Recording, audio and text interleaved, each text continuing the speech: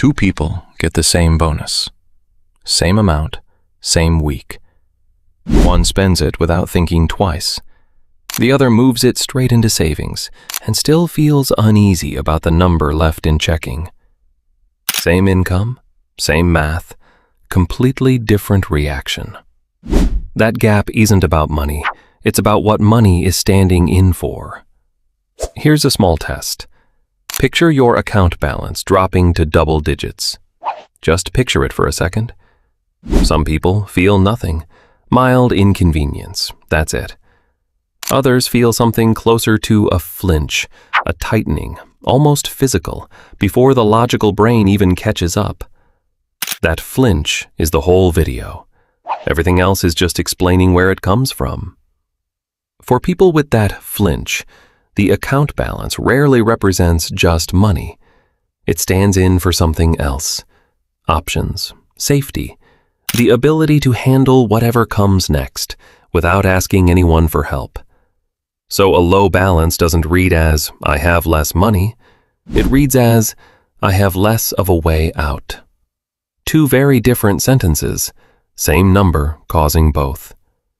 This response usually isn't learned through a lecture about saving.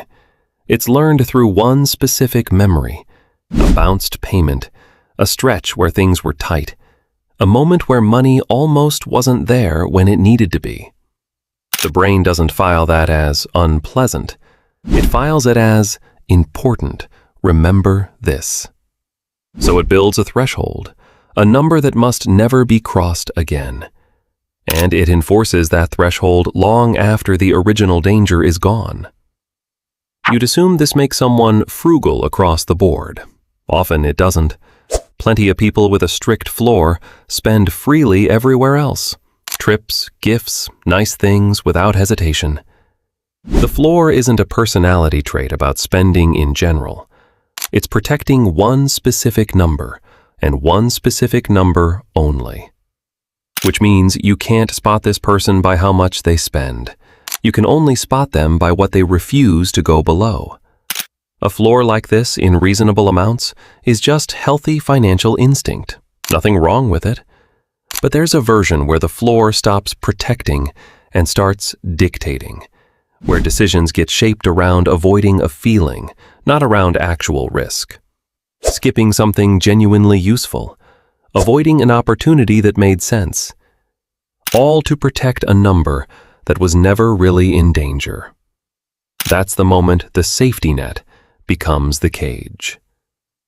So if you've got a number in your head, you won't go below. Don't dismiss it, and don't defend it either. Just ask where it came from. Chances are it wasn't a lesson in financial planning. It was a moment, once, when the number mattered more than it should have, and it never quite let go. Do you know the exact number off the top of your head? Most people who have one do.